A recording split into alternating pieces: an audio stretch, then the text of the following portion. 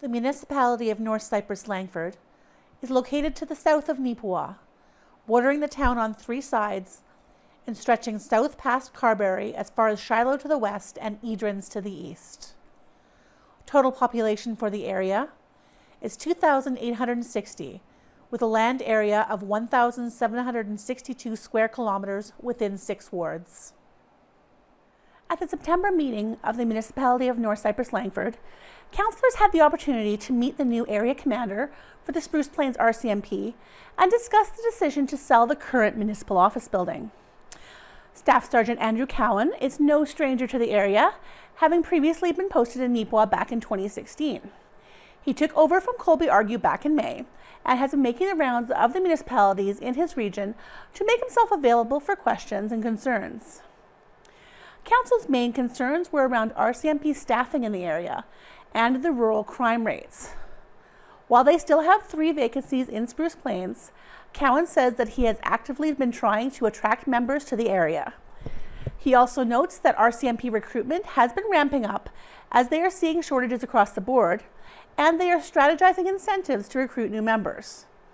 Rural crime rates are remaining relatively stable, but definitely at a level higher than they would like, and they have been using some visibility strategies to try to deter some of the incidents.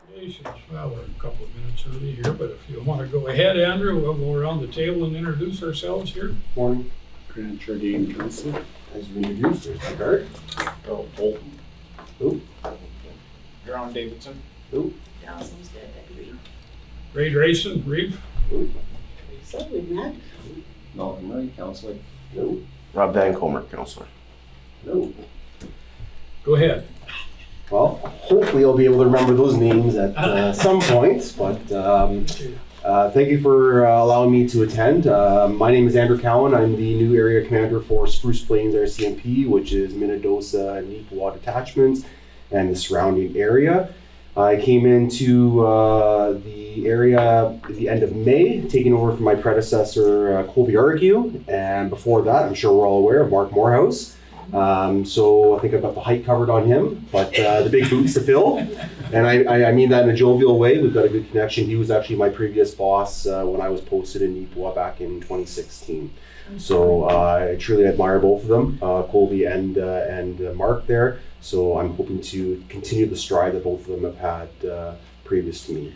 I just wanted to put a name to the face there. I don't really have an agenda or anything like that to discuss with council. However, I am here to answer any questions to the best of my ability. Spruce Plains encompasses a tiny bit, mostly the rural side of the RM North Cypress-Langford. My counterpart there, Clint Wigander out of Blue Hills, obviously oversees the Carberry area as well. So again, we just wanted to put the name to the face there, and subject to any questions, comments, or concerns that you may have that I can answer on the Spruce Plains side of things, I'd be more than happy to answer for you. And if I can't get you the answer, I will certainly look into getting that answer for you. I'm all about transparency and accountability, and yeah, so that's basically my spiel there. So any questions, comments, concerns you may have on my side of things or anything? I did drop off the mayor's report and a crime stats report there. Yep, there it is there. Okay, so I'm sure you're aware, but in the event you're not aware, these crime stat reports that I provide and the mayor's report is captured on the Spruce Plains side of things. So you'll have a bit of a different capture number on the Blue Hills Carberry side of things, but this is what we are seeing here on the Spruce Plains side of things. Mostly we have traffic enforcement, speeding enforcement, cell phone enforcement, those kind of offenses there. Well-being checks, again, if anyone has concerns for their loved ones, that what captures under the well-being checks. But yes, just wanted to make sure that you are aware that our numbers here will be slightly different than what you'll get from the Blue Hills Carberry side of things. So So where's your boundaries for Spruce Plains? Are you about 353 highway on the south side? Just around on the south side, yeah. Where do you go north? How far east and how far west do you For north, so we go all the way past Gladstone, Kelwood area. We go all the way up to the Riding Mountain portion, all the way down to Rapid City. We've got a pretty big area that we cover, yeah. But specifically for the arm of North Cypress-Langford, we capture mostly of the highway and the rural side of things. But yes, Spruce Plains has a very large area, very Not large. Edrins. Sorry? go? Not Edrins is Edrins. on the other side. On the other side, yes. Yeah. Are you fully staffed? No, we are not fully staffed. We still have 3 vacancies right now, and unfortunately, we have a member that has sustained an injury, an off-duty injury that's going to take him off the road for a month or 2. But in terms of vacancies in Spruce Plains, we have 3. I have a relatively good track record, not blowing smoke, but I think I have a relatively good track record of retention and recruitment that I do internally, above and beyond what our staffing and our recruitment does provincially and nationally. So I am actively reaching out to members that are due out of the north and or out of the province that are looking to see a bit of a change. So I'm reaching out to them, kind of giving them the nitty gritty about Spruce Plains area and the surrounding area. So I can assure you I will try my hardest to fill those 3 vacancies. But it is tough. It is tough for various reasons. It's not just Spruce Plains, Blue Hills, it's shortages across the board. But I can assure you I will try my hardest to fill those vacancies. What's the intake like out for Regina Depot? Is there still getting as many people wanting in as they used to, or is it down? Recruitment has ramped up quite a bit. Yep, it has ramped up quite a bit. And Depot and Ottawa are strategizing other incentives and options to have recruitment enhanced and to assist those members who are wanting a career with the RCMP to have a full scope understanding of where they may want to go and where they can go.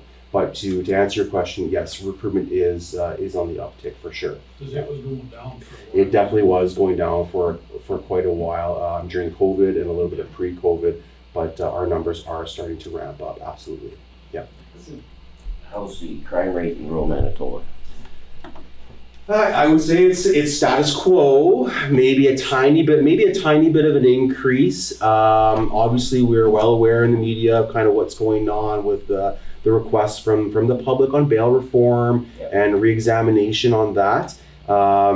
We did in the Spruce Plains side of things, we did have a couple situations where firearms were involved, and we are trying our best to be more proactive than reactive, but again, the constraints that we have, if we had the crystal ball to know when crime's going to happen, we would certainly be out there well before it happens.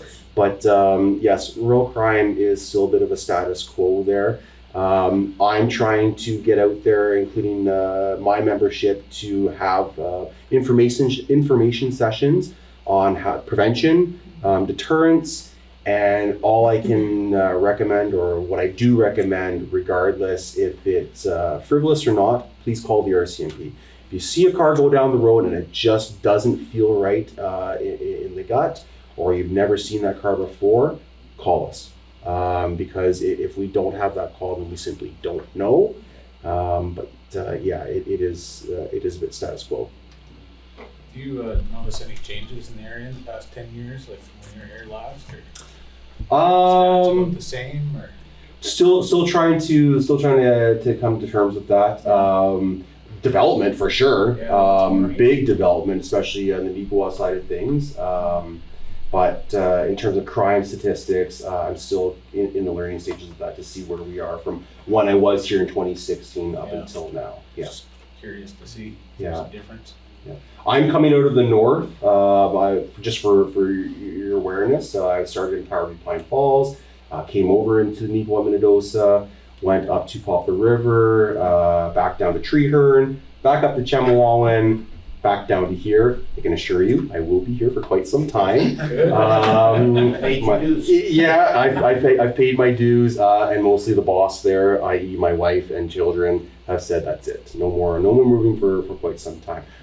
So I have a bit of an understanding kind of where the trends are going right now, and I'm going to utilize that knowledge once I have a better understanding of what's happening in this area, in our area, and then to strategize where we can go to combat that. But again, the biggest thing I need to advocate, especially to our community members, is please call the RCMP.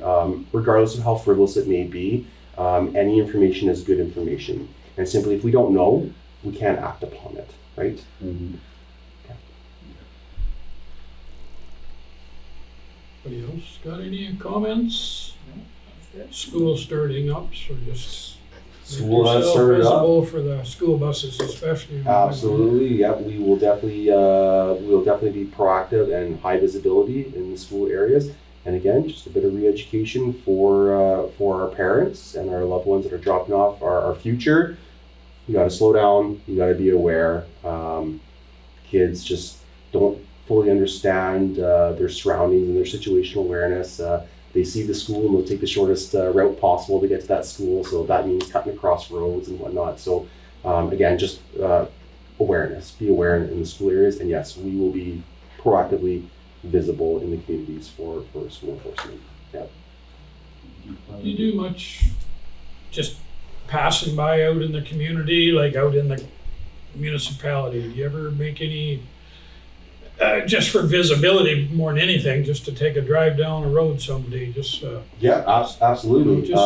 My encouragement to the membership in Spruce Plains is if you're all caught up on the work that obviously they're engaged with, and or if they can do that work in our police vehicles, because our police vehicles are fully capable of doing remote work. We have laptops in our computers, in our vehicles. We have printers in our vehicles. We have radio communications. So I advocate for the membership, including myself, to get out there and be proactive as much as possible, and traveling down those roads that we don't necessarily normally travel down frequently, because we need to be familiar with our communities and our areas in the event that an emergency happens, that we know where we need to go. And if we don't know personally, like myself, then I can rely on my partner who is on shift to say, yeah, take this road, go for X amount of kilometers and take a right here and there.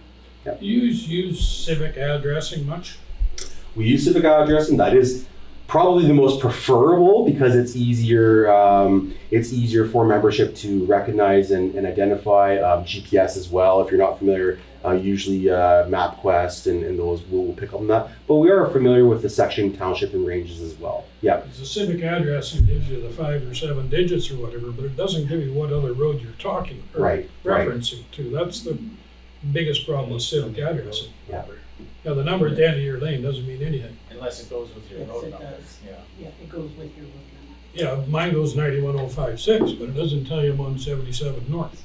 No, you have to include that when you're telling That's not on the sign, and that's Right. that's the And that's part of the membership, getting out there and Yeah. being familiar with the area. Because, like, again, the concerns that you're raising, we need to be well versed in all avenues, knowing the civic addresses, knowing the section, township, and ranges, and subject to all of that not being there, simply knowing, hey, go to Andrew's house. yeah, it's over by Yep, the Spruce Tree on the corner. exactly. Yep, absolutely. Any other questions, comments, anybody? I think you're doing a good job, you guys. Keep up the Perfect. good work. Appreciate it. I try to be here in person, so I will try my hardest to show up on council meetings. I like the face-to-face, and I do like the hot seat. So when you do have questions, please let me know. And again, I will do my best to get those answers for you. Appreciate the fact you came down. And Perfect. great. Thank you so much. Thank you very much. Be safe out there. Thank you so much. Take care and have a great weekend. Thanks. Now that the 2022 audit has finally been received, Council is handling a deficit of just shy of $500,000 due to writing off uncollectible accounts and overages on items such as fuel and equipment repairs. It is important to note that payment of this deficit is functionally movement of money within the books, as it comes from the surplus and goes to pay the overage. This is not new money that a municipality will need to come up with. In fact, the municipality is required to have a certain amount of accumulated surplus at all times for just this type of situation. One of the main items contributing to that deficit was the rejected disaster financial assistance claim for the 2022 fire, which cost the municipality a significant amount of money. Resolution 268, 2025, whereas council had received the 2022 financial audit and is in a deficit of $493,952.40 due to writing off uncollectible accounts, uncollectible DFA, and overage on expenditures for equipment repairs and fuel purchases. Be it resolved that council approved to pay the deficit of $493,952.40 from accumulated surplus. Can I have a mover, please? Davidson. Jaren, seconder. Rob? Any questions, Yeah, I have a few questions. exclamations here? How does that work when this is something we've already run through our books for 2022? Like, if this is from the greater purchases and different things like that DFA claim that didn't come through, or wasn't approved. Like, we've already accounted for that in the 2023 budget, right? It's just a matter of when these things were paid for. That's right. So is this a matter of us really pulling this money from our account and writing a check to pay a deficit, or is this just how we're running the budget numbers with our books, like? In total, it was 1.4 million, Yeah, right? And because 493,000 is overspent. yeah. So you are writing a check out for that. It is coming out of your surplus. But this is money we've already spent. But we're just Yes. moving it around in our accounts, right? So it comes from our surplus and goes to our, Yes, back to the account. yes, yeah, Right. it'll go into your operating. Okay. We're still keeping this money. Yes, Right. I just want to explain that for the public. yes, we have to have a certain amount of accumulated surplus kept at all times. Right. And that would be for situations like this. And it was just a matter of when things were paid for, and the DFA, the disaster financial assistance claim for the fire. Correct, That was not approved. correct. That they told us Yeah, to do. promised to be Yes. approved And and then- then The not. money did not was come spent through. on their behalf. Yes. Yeah, And fuel was over budget by quite a bit, and that is when, so that's a variable in the fuel cost. yes, Yes. and equipment repairs. But no, it's not out of Insurance. taxpayers' money. It is No. a checks and balances within the budget system. People will see these minutes Correct. and that, and they'll wonder. Yeah. you know. Oh, I yes. just want to explain this in Yes. public in the meeting on record. Yep, no, that's It's gotta good. be explained. Yes. Sometimes we just vote on things. If they're not discussed, the public misses the gist of it. Yep, So, Thank you. good comment, Karen. Yeah. Anybody else got any comments, concerns on that? I do have a list up there too for anyone who Will it wanted to. affect our budgetary amounts for this year? No, and this is something we would have known about if our audit had been done earlier. that is correct. Definitely. So this is 2022. Yeah. So that 2023, 2024 to get through. So why was this one so late? Because we're behind on the wall. No, but what's the reason? Was it, like, It's every There's many every variables. municipality in that in Manitoba, and They're all behind? accountants are okay, terrible. Yeah, but there has been a little Not more enough certified detail. accountants in the province to do all We're not the only municipality waiting on audits. okay. And we have, That's our okay. auditor has been updated, there's a new auditor for this 2023. Our firm is looking at putting 2 people on it to get us caught up. Good. So just budgets. Sure. And if you ask most, they say the provincial requirements required for the audits now mean more work for them, so it's slower and there's less people to do the job. Can see that. Regulations. Lots of lawyers, they've Regulations. added lots, and it's really messed it up. Any other questions, comments? Thanks, Jared, that was good. All in favor? Opposed? Carried, thank you. In planning matters, Council again had to table a request due to an issue with possible ground contamination, which has not yet been addressed by the landowners or the province. There is a ticking clock on that particular item, as they have already received an extension to complete their work, and it runs out in October. However, the municipality is firm in not approving the item until someone can assure them there are no issues with contaminants leaching from a retired scrapyard. One of the recurring issues the municipality encounters, which comes up again at this meeting, is the collision between residential and agricultural operations as more rural residential lots are developed. Because there are bylaws regulating distances from practices such as cattle operations and residential buildings, variations and other accommodations are frequently needed. Resolution 256, 2025, be it resolved that council adjourn the regular meeting at 9:30 to deal with planning matters. Could I have a mover, please? Rob? Seconder, please. Harold? All in favor? Opposed? Carried. Go ahead, Joel.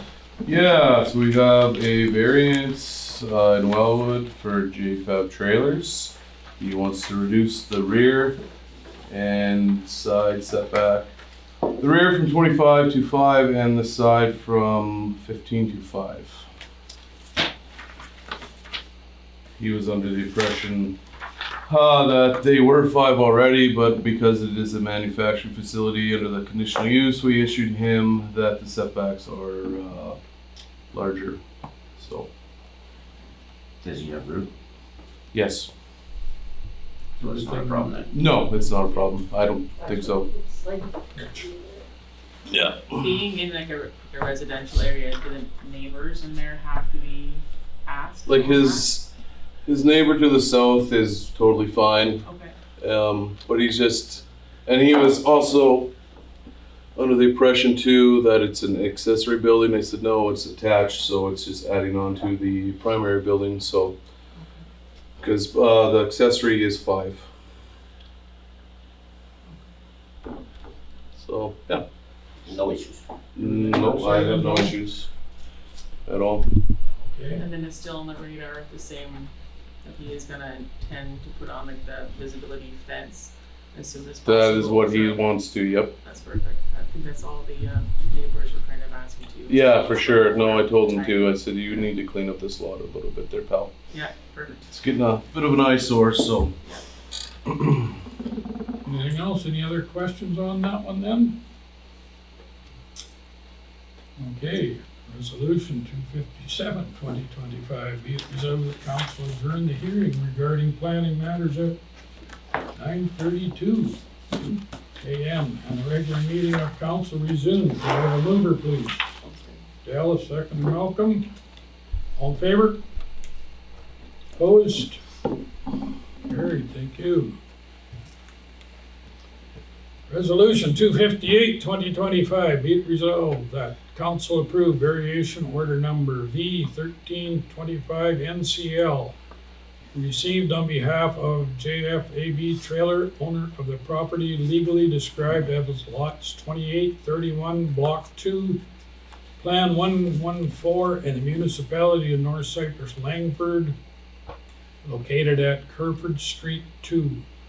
Reduce rear yard setback and side yard setback for additions to an existing building in the GD General Development Zone from rear yard setback of 25 feet to a rear yard setback of 5 feet in the GD General Development Zone, and side yard setback of 15 feet to a side yard setback of 5 feet in the GD General Development Zone. Can I have a mover, please? Rob, seconder. Harold, any questions, comments? Everybody good with that? All in favor? Opposed? Carried, thank you very much. Resolution 259, 2025, whereas council has received a drainage plan on behalf of Victor and Maria Hoffman, legal owners of Southeast quarter of 4/11/15 WPM. Be it resolved that council approves proposed drainages plan as part of subdivision file number 4155228441. Have a mover, please. Malcolm, seconder. Harold, questions, comments? Yes. Is Devin back? Yes. And have you had a chance to talk to him? No, not about this. Okay, because that's running out of time, eh? So, it's still the same thing, like, it gets back to the old yard, the old crushing yard, cars and that. And we've asked to the planning board in here about, is it safe? Is there ground contamination of any capacity? So we've asked to have somebody, Devin or environment, just to prove it. But they're getting, whatever their 4 years now is almost up on this, and I think it's October, so it is getting tight. And I'm not signing off on it until somebody else in Brandon says it's good. And that's, we talked about it at the planning board, yeah. So, I mean, what they're doing, it's simple, it's easy. Yeah, for sure. But you just want to make sure that it's Yeah, not going to be any leaching from chemicals. because the way the aquifer runs, it's right at where they want to put 2 houses. So, I don't know, like, that's just doing our due diligence, my due diligence on it. Is that, but it would be Hoffman's responsibility to get soil samples, or not? They must know why we haven't approved this, and you look Yeah, at and it, I was there when Victor was there and explained to him. and what did he say? Not much. So, Like, I don't know, like, it's not, in my mind, it's not for us to decide, like, not for us to approve it until somebody else says it's safe. well, absolutely. I You know, agree. and then, It's so their responsibility to I prove. think so. Yeah. Like, where they're putting this, it's nothing, like, it's just a little road, and Mhm. it's nothing for that, but we've said it along, we don't wanna approve it until, like, I don't know. Can we approve We it need with somebody the higher up condition? to sign off on it. Well, yeah, like, Yeah. I don't know, but To approve. if you approve this, Yeah. then what's saying, Can we approve it with the condition though? Can we I don't, approve can it we? with the condition that, I would just But as soon have it when tabled the- until somebody. When the puts their name up. subdivision was put through, sent out, say to Devon and other departments in Manitoba, was environment included in that? Did they I have to check, but I do not think so. They weren't. Okay, that's what I was just checking on, because if Manitoba Environment wasn't checked in on it. I'd have to go back and look, but Okay. I don't think there was any emails. Because usually there's like so many departments and then everyone says, okay, yeah, it's good. It's good, Yeah, it's no, good, it's good. exactly. But I don't think there was anyone. Nothing for that. No. Might I suggest a call to Devon, Yes. ASAP, and Yeah, as soon as I'm done here. I will- explain, like, there was an email from him I think we got, and I responded to him. And Yeah, that was like in July it or was a while ago. August Yeah. or June Well, or something. June or July. Yeah. And it just stated the same thing. It's just, it's not, it's our due diligence not to allow that if it's contaminated. Like, I thought it was years ago when that was there, but then, his son said it was 4 years ago, the last time they had it in there. So now you go from 20 years to 4. I don't know how long it takes to But there was still a few vehicles in there. yeah. And then it's just construction material, things like that. But you know how many liquids can fall out of a car Oh, yeah, exactly. when you're scrapping them, Yeah. you know, so. So we should be tabling this to get, We've tabled, this will be our 3rd time we've Yeah. tabled it.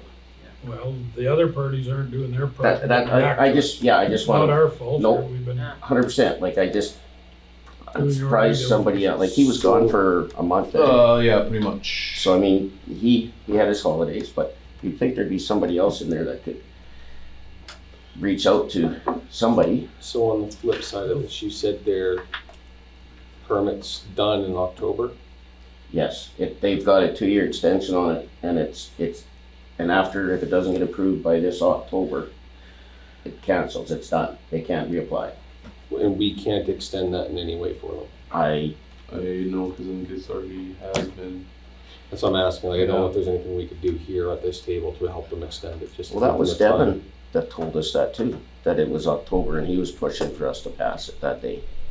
And then he found out about so he knows about it. I think we gotta table this and get them to reply. Yeah.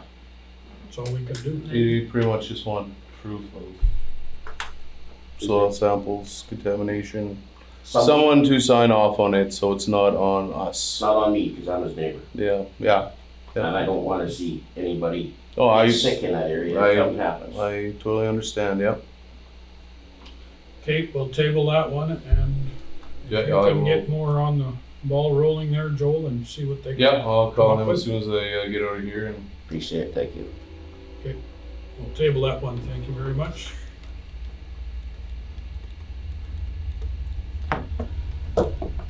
Resolution 260, 2025, whereas council has received a subdivision application from David William Wright, registered owner of Southeast 251113W in the southwest quarter, section 251113 WPM, to subdivide existing yard site. Therefore, be it resolved, council approves subdivision file 4155258750 under the following conditions. That a conditional use order be obtained allowing for the establishment of a rural non-farm dwelling site within the AR agricultural rural zone. Number 2, that a variation order be obtained to reduce the minimum site area of parcel size for our RNFD site from 10 acres to 4 acres, and a parcel width from 200 feet to 196.5 feet within the AR agricultural rural zone. Number 3, that a variation order be obtained to reduce the front yard setback from 125 feet to 112 feet for the existing house. I have a mover, please. David. Sharon, seconder. Correct. Dallas, any questions, comments? You can map on this one, mine wouldn't load. This we've had on Yeah. a few times. We had some questions at the planning board too, Dave. I don't have it here. And we'll go around the table and introduce everybody. David, right? Yeah. Grant, start. Grant Jurdy, council. Karen Davidson. Allison today.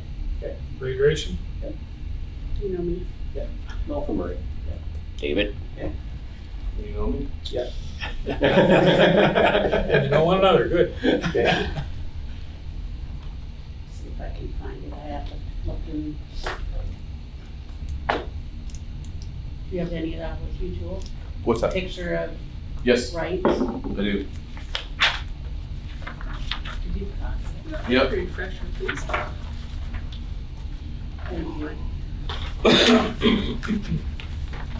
So one of the questions, Dave, was where your actual, your subdivision you want to go, it's very close to your corral's feed yard. Like it's not a feed lot in any capacity, but there is rules on setbacks from that. Okay. And Well, of course, the bylaws are nice and vague, as usual.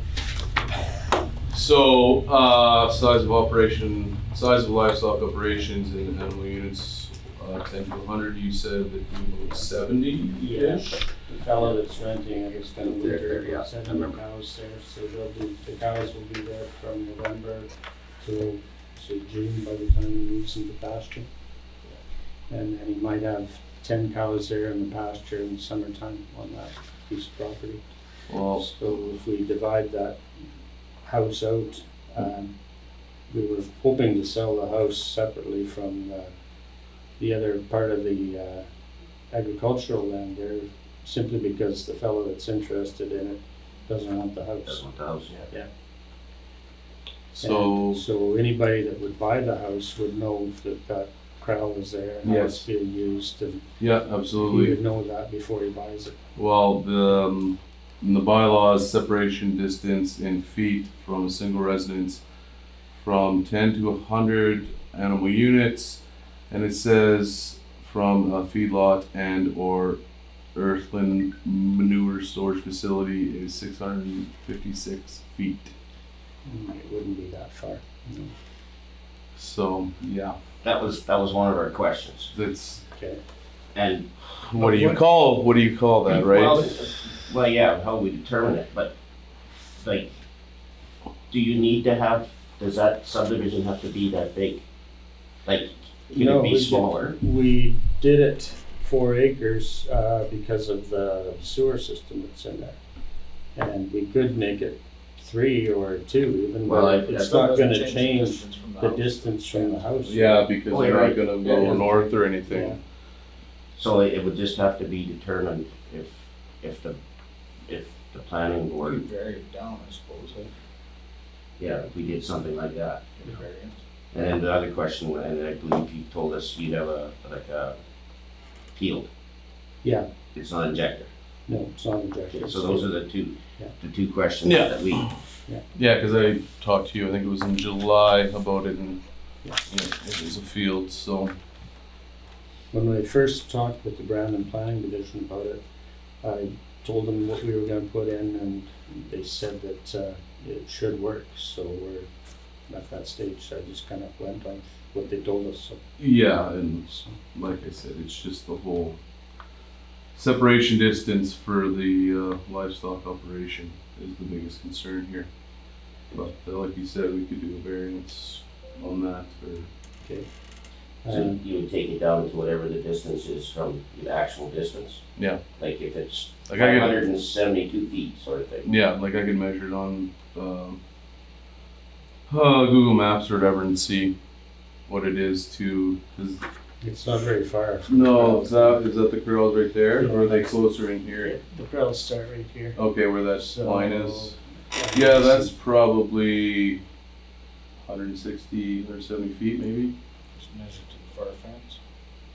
But I guess it's, Could do that too. what's the legal description of a manure storage space or a feedlot? Like it's, Wow, that's. It's not a feedlot. It's not a feedlot. It's a housing. So many animal units penned up for so long a duration. Yeah. So like if it's more than, you know. So they're not really penned up in there, they're just coming in and Yeah. bedding here and that.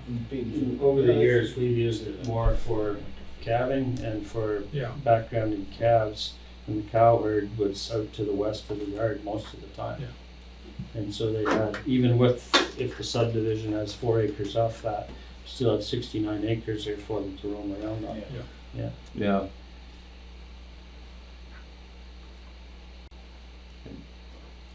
Any other questions? That's fine with me if we, but I think we have to change, like we have to variance it, right? To make it true. Yeah, but what are we varying for? Well, It's not a feedlot, it's not a manure storage. But the Just the units, separation distance. but the units, according to the like, book, 0 to 100, yeah. yeah, like it's, But it's not a manure storage and it's not a confinement area.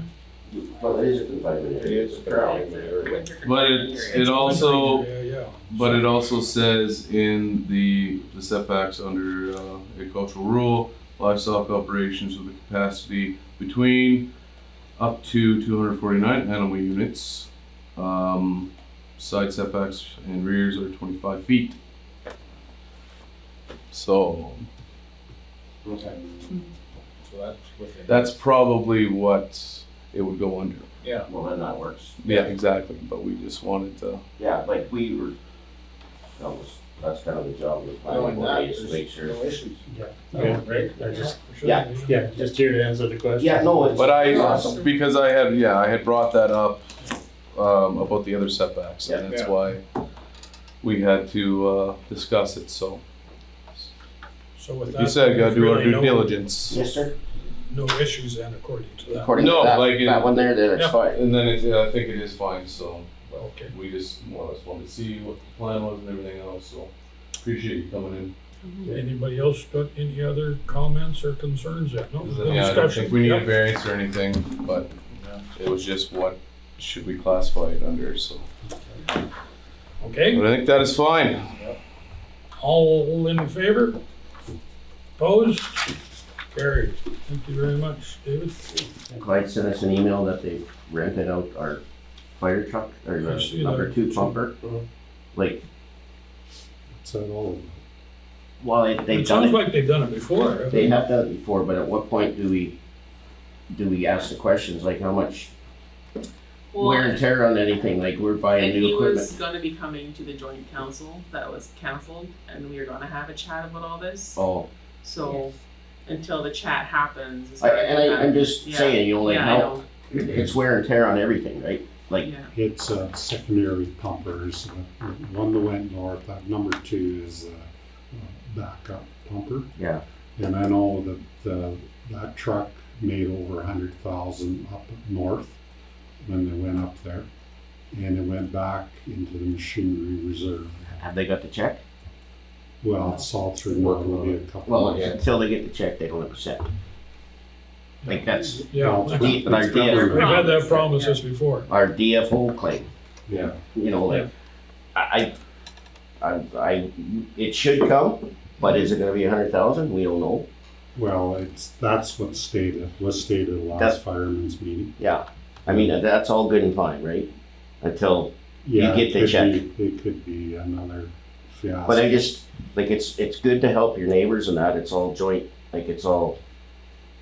But Yeah. at what point does, We were gonna have the discussion at that meeting as to like, this communication before things happen with the. well, yeah, no, like, right? but I mean, Yeah. you have you have a tractor, you rent it to your neighbor for on and off and on and off and on and off, and then all of a sudden you get it back and you run it for 2 hours and it breaks down.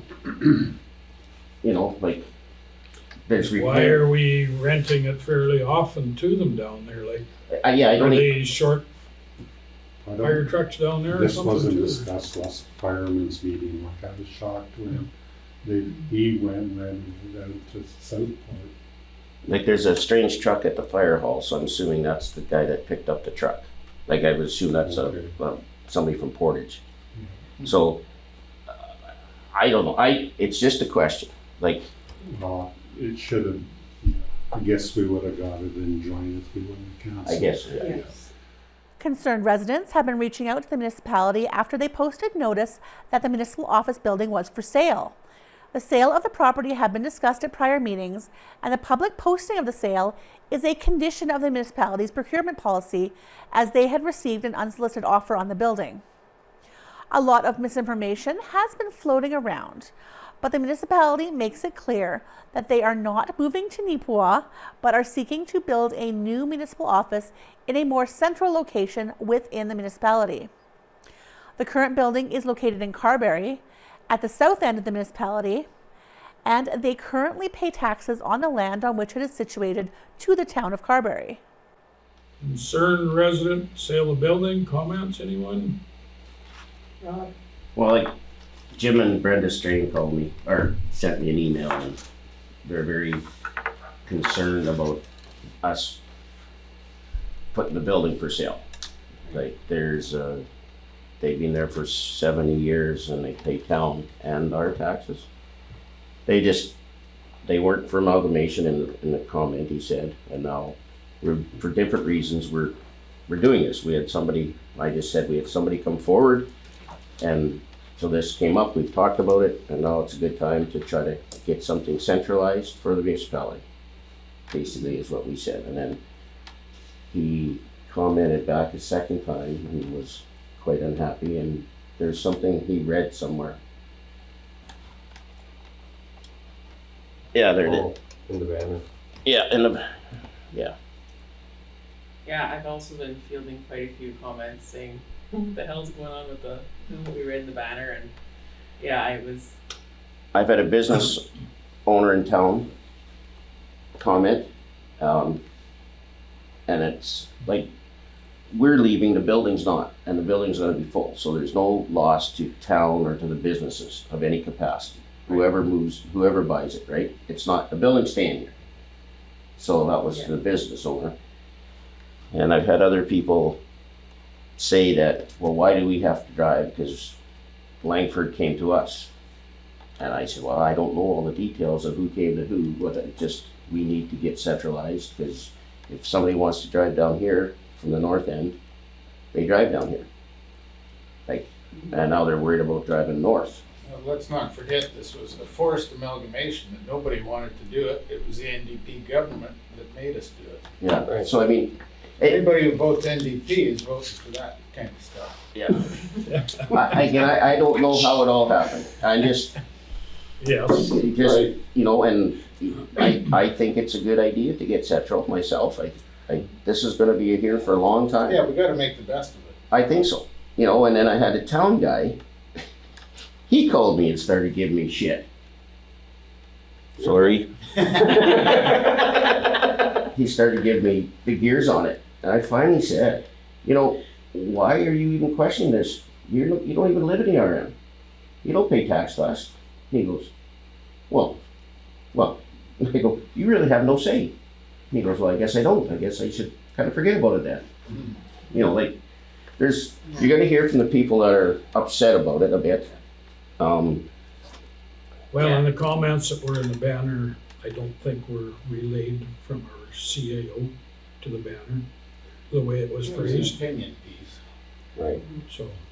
I want to say too, a correction to that is Les Watts came in here and he stated that the building was actually built in 1991 and built on site. It was stick framed, it was not moved in. It had been built here for the 55 plus. Yeah. And it was a bunch of investors who paid for it at that time. Yeah, no, I've done a bunch of correcting. People are assuming it's sold and there's all we're leaving because of bad feelings with the town, and I'm happily correcting that it was put up for sale because of our procurement policy. If someone wants to buy the building, we have to advertise it for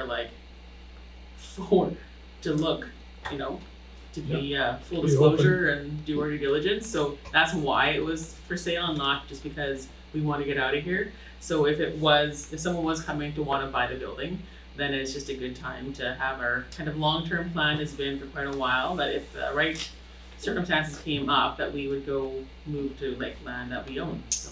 And there's lots of comments, goofy comments about us moving to Neepawa to the courthouse. Yeah, I've been Right. trying Where to does shut that come that from? down dramatically. The Oh, picture yeah. of the courthouse in the banner article was just a random side piece. That it's yeah. We would be if we were moving, it would be somewhere more central to the middle, not the whole other direction. That would So- defeat the purpose for sure.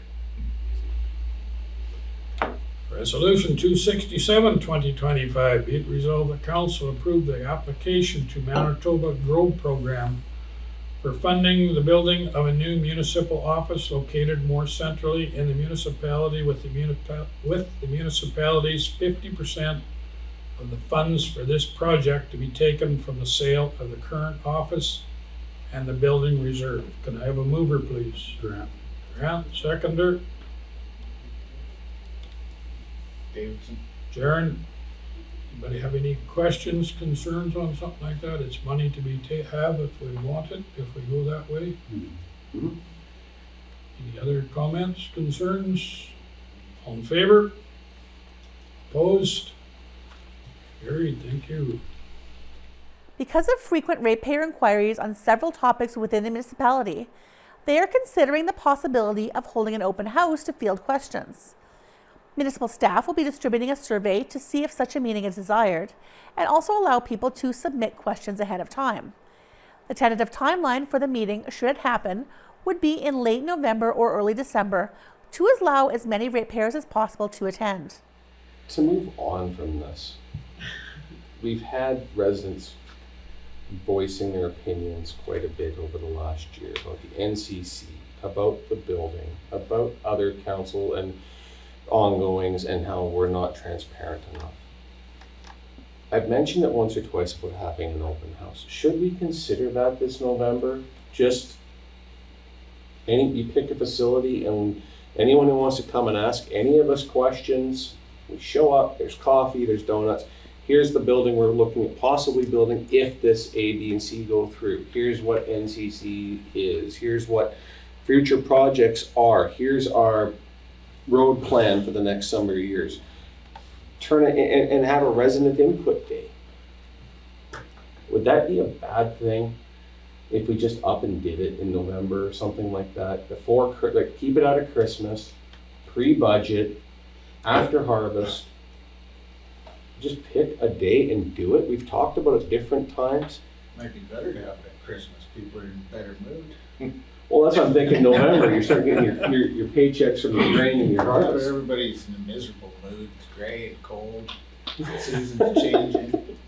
First week of December, then, my friend. An open house might not be a bad idea sometimes. It's all well and good. I would appreciate if people wanted to submit questions ahead of time, so we could have That's what I'm saying. If we plan answers it and now, not just be like, yeah. But right? we could have questions, we could have a sit-down meet and greet if you wanted, where we're all up in front and they could ask us those questions. Or it could just be casual and they go from counselor to counselor.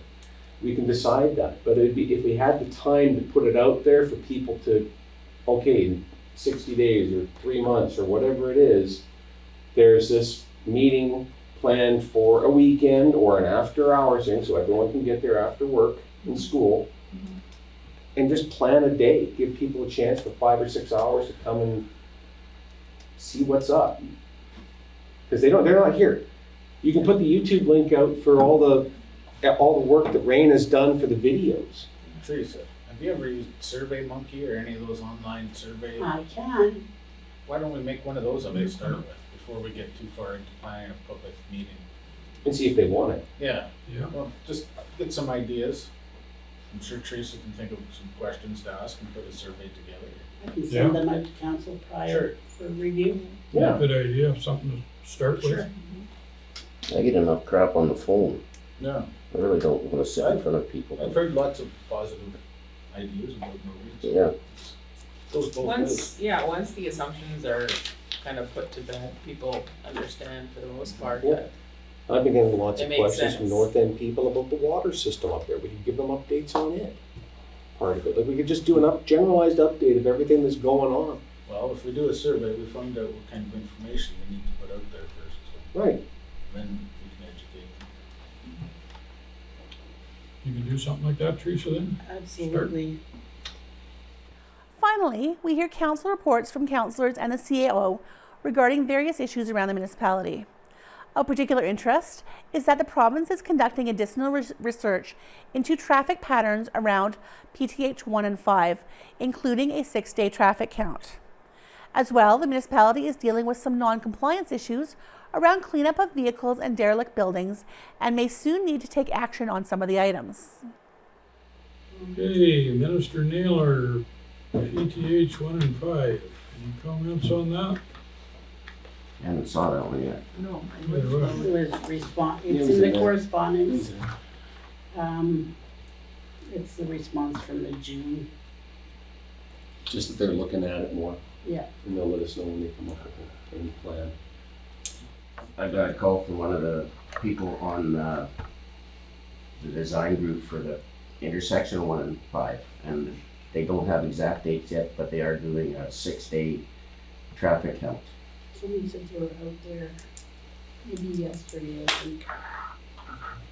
Well, okay, but it'd be better if it Maybe. was 2 weeks from now when Yeah. potatoes are full tilt, but I can't say, I don't know for sure. They were looking, Yeah. they were contacting the potato factories on hauling and that, so they're doing their due diligence and looking at that, so. Okay. I just thought I should probably bring that up.